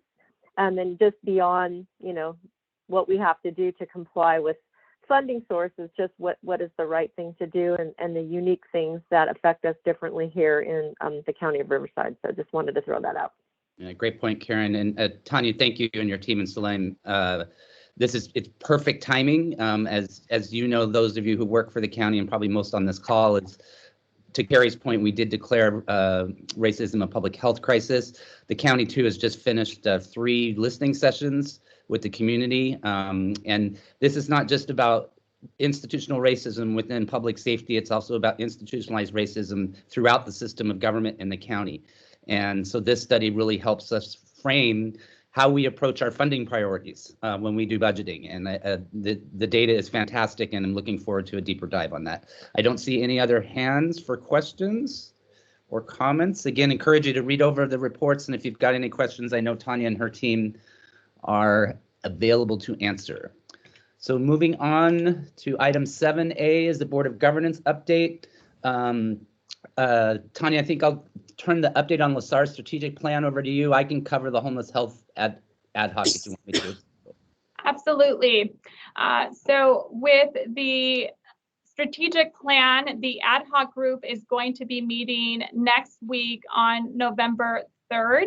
LaSar put together phase 2, a proposal for phase 2, which basically takes a look at what we did at phase 1 and goals that we established to increase the efficiency of our homeless delivery system. And now will provide the group with next steps, which really consist of developing specific strategies on how we are going to accomplish each of those goals. So as an example, one of the items that or one of the goals that was developed was concerning our coordinated entry system and improving that system to effectively reduce the amount of time it takes to connect someone that's homeless into permanent housing. And so we're going to be looking at our data to look at our average placement rate. I know Marcus Cannon has some numbers for today's presentation that he will be sharing. But as an example, that goal now during phase 2 would be broken down further so that we have specific goals, steps that we will take in order to achieve that. So thankful for the Board of Governance, the Continuum of Care support on this item. We will be meeting next week with LaSar to do a deeper dive on phase 2. And Tanya, do we have we determined a date for the next strategic planning session, or we'll wait till determine that after next week? Yeah, we're meeting next week with LaSar, and then we'll schedule a follow-up meeting. Okay, perfect. Thank you. And then on the Homeless Healthcare Ad Hoc Committee, I think we reported last time is we really wanted to partner specifically with UCR and really get kind of a needs assessment or gaps analysis on that. And then Tanya and her team had a conversation and found out about it's a whole person health score assessment tool that Dr. Leung at RUHS Medical Center, primarily FQ system, has developed. And I saw a presentation he did to the board about over a year ago. It's an amazing health assessment tool. And so what we've determined is kind of wrap this in and coordinate both of these and really get a broader sense of what the healthcare and health status is of our homeless residents within the valley. So we'll be meeting, I believe next week, Tanya, or it may be this week, with Dr. Leung and the other team to do that. So we're really excited about this project. It's also going to be a good opportunity for Dr. Leung to kind of pilot this in a subpopulation as well. So we're looking forward to that. So any questions or comments? I don't see any hands. We will move on to the next item. It'll be standing items. Number 7B is the CoC update, the 2020 CoC program competition. And Natalis, turn it over to you.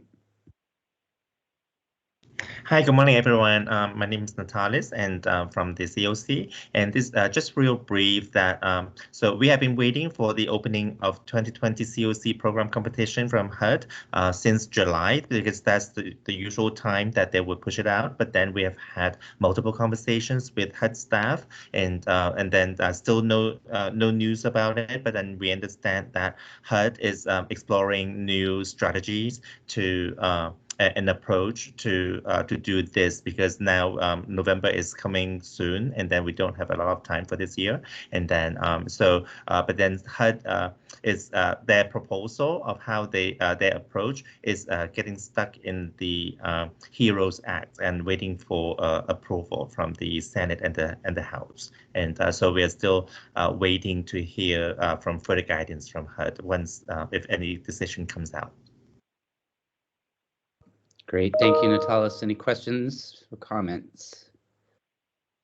Seeing no hands, we will move on to item 6, I think it should be 7C. The CES update, Marcus. Thank you, Greg. If staff could advance to the next slide, please. Just by way of introduction, Marcus Cannon, RUHS Behavioral Health. I'm the administrator over our homeless program, and we serve as our CES system lead. I know, again, that time is always short by this time in the meeting, so please forgive me. I'll go through these slides pretty quickly and then just answer any questions I can. This slide illustrates the major uptick in call volume that we had in March and April, specifically early on in the COVID-19 pandemic. That call volume has come down significantly now. I should note that we do have resources for homeless prevention funds. And so by saying that here, we may drive that call volume back up, but want to make sure that people know that we do have, while we don't have the homeless prevention funds ourselves, we have contact with agencies who need referrals to spend their homeless prevention funds. So please do send us those calls. You'll see again that the number of VI SPDATs, these are acuity assessments conducted on homeless persons, took a major hit in April and May. I think as people kind of hungered down, many staffs might have been off or teleworking, but we've now seen that come back up to essentially at or above pre-COVID levels. If we could go to the next slide, please. This slide illustrates the number of households on our by name list. The by name list is the list of persons who are homeless and looking for housing. As you can see, we see a generally upward trend, and I think that can be attributed to a number of factors. One, maybe new persons becoming homeless, but also can be attributed to staff across agencies are reporting increased difficulty in leasing up households as things kind of across all sectors seem to slow down throughout this COVID pandemic. If we could go to the next slide, please. This essentially tells the same story, but in different form. The number of outstanding home connections. This term home connection essentially is a referral for housing, referral from the coordinated entry system to an agency that has a voucher to provide housing. But as agencies find it more difficult to house their clients, the number of essentially clients that are with them that are vouchered but aren't able to find a unit rises. And so the number of outstanding home connections or client searching rises. And then the next slide, if you would, please. This is maybe the one good news slide here. Once we factor in January, February, March, kind of the pre-COVID months, our number of days from the time that we issue a referral until an agency is able to lease up a client is 25.5. While that might not sound great, just a year or two ago, that number countywide was over 50 days. And so I'm really happy to see that that's been halved. And that's certainly a combined effort of all of you. Trying to get more creative and more advanced in how you house clients. We have interestingly seen an uptick in VI SPDAT scores during this COVID time that are folks scoring in the lower acuity range. And I think that may be reflective of individuals and households who are newly homeless, who are not chronically homeless individuals, but more those who are suffering the economic impact of this downturn. And is there one more slide or no? Think not. I do have a couple other verbal announcements and updates that I'll make. We will be sending out an email today with updated instructions about how to get the VI SPDAT training for your staff. I believe we finally have all the bugs worked out where we can have that training offered virtually on demand. That's in response to, obviously, again, our difficulty in having large gatherings and doing large trainings. Thank you for your patience and bearing with us. Please look for that email today.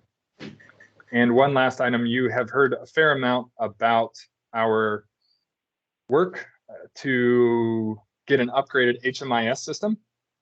The contract for the new vendor, which is BitFocus, will be executed effective November 1st.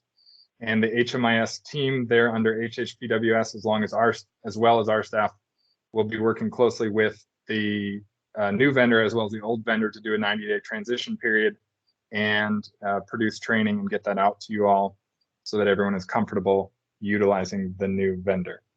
Are there any other questions that I can answer for this group? Don't see any hands raised, Marcus. Great report. I love the graphics. Well, I'll take no credit for the graphics. That's all hats off to the HHBWS team. Yeah. So thank you, team, for preparing these really nice slides. All right, great. Seeing no hands, we will move on. 8 consent items. And Tanya, refresh my memory, do we really go through these, or this is all included in the packet, correct? Yeah, it's all included in the packet. Okay. I want to thank you, Tanya, and your team. The packets that have come out the last 2 times are fantastic. It really gives a great snapshot of not only the work you're doing, but the work of the members of the CoC on this call to contribute to the overall success of the county. So did anybody have any questions or comments on anything in the consent items? It doesn't look like it. And so, Melissa, we'll go down to announcements. And Cordell, you had an announcement on the Youth Connect program? I certainly did. I am really appreciative of the work that has been done all around, from Rainbow to Matt to Jacqueline Muller, Lindsay Sisti, as well as Melanie Wilson have all participated. Tanya's support is really appreciated. We have an event tomorrow at Rubidoux YOC. It's a Youth Connect rental assistance and homeless services program for youth ages 16 to 24. We have 18 vendors. It's an amazing project that will provide information, rental assistance, and other resources for young people in our community. It is also the primary purpose surrounding it as a recruitment to get people on our youth advisory committee and grow the numbers that we currently have. So with that, I just want to I apologize. I am babysitting right now.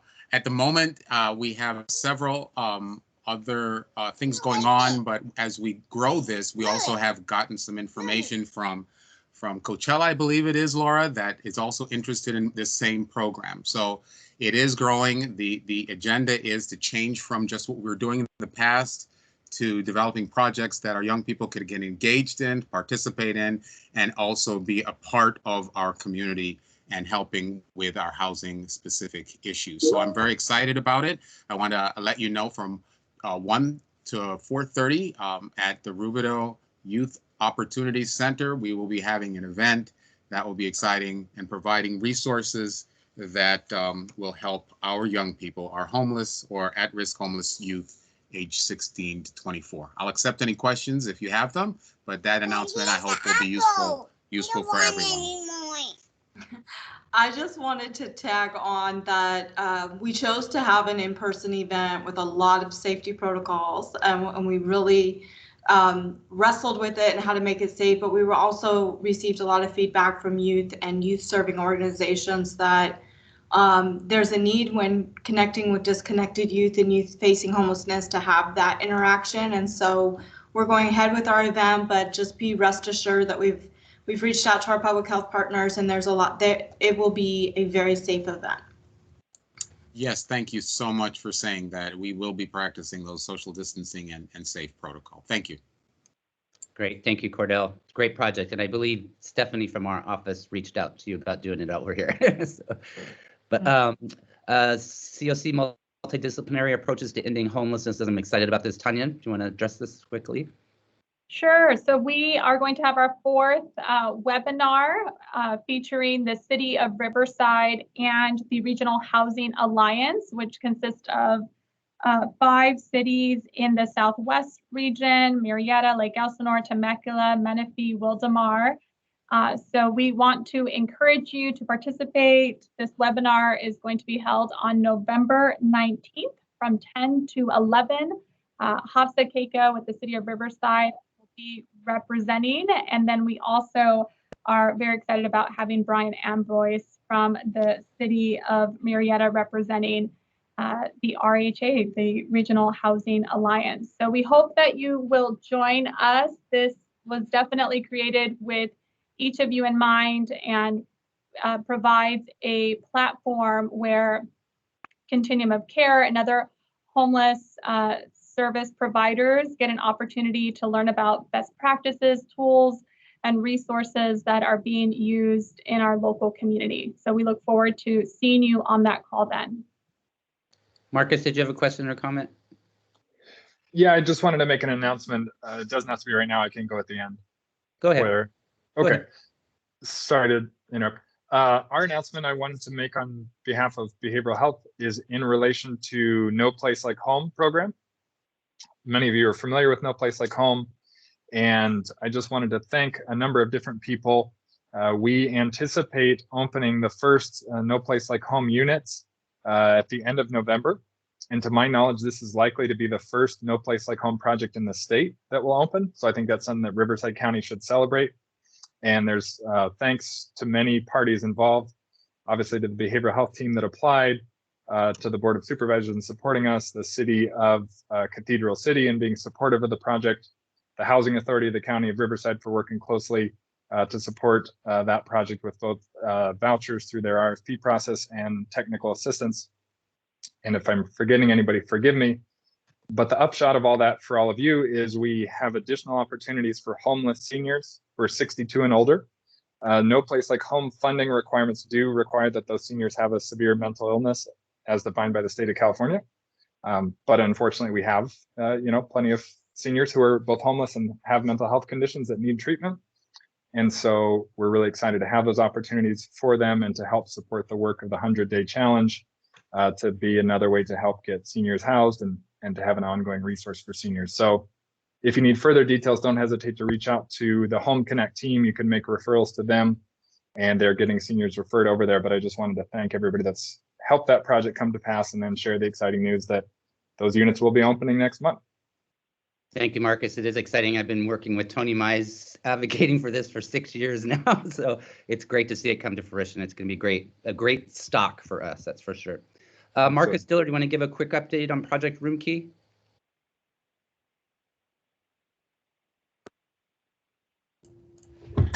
Yes, sir.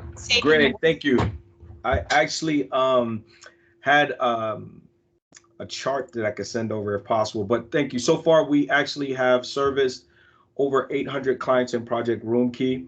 I will send the stats out to Tanya so she can post it for everyone. We have 263 individuals actively in the program right now. Those individuals are being navigated into housing. We're actually working with different subsidies and some without subsidies to assist with getting into housing. And then we're also utilizing diversion to actually reunite some of those clients with their families. So we have been working with Cathedral Palms, with Marcus Cannon's team to get some individuals connected into housing as well. The program itself is in the ramp down phase. So right now we're actually working solely on making sure that these individuals are connected into housing. So that is looking different for each client. We're working with some things that are happening that are adding barriers to them, but we have increased and intensified our case management efforts.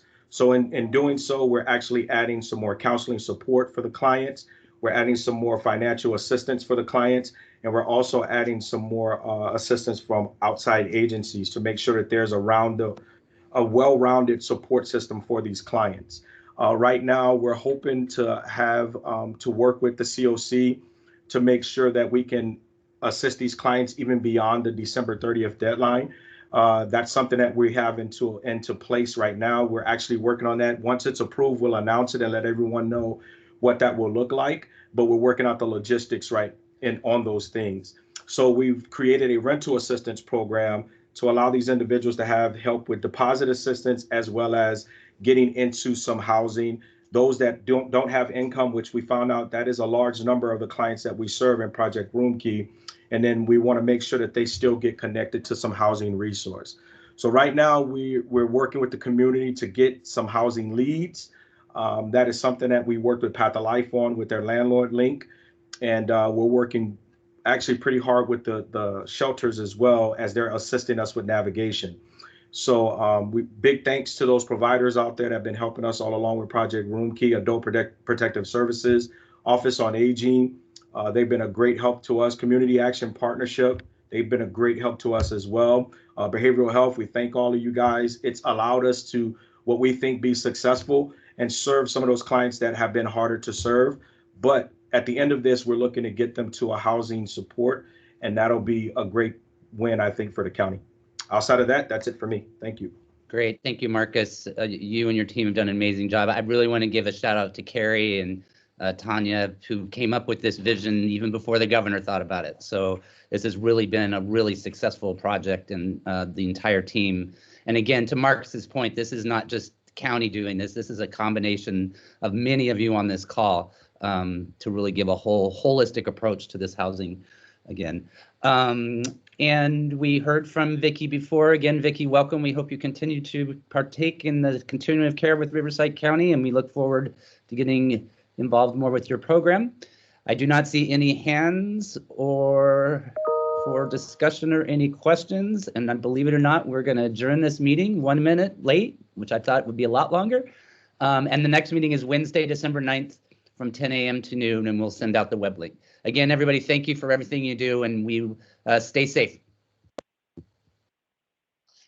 Thanks, everyone. Thanks, everyone. Thanks, Greg.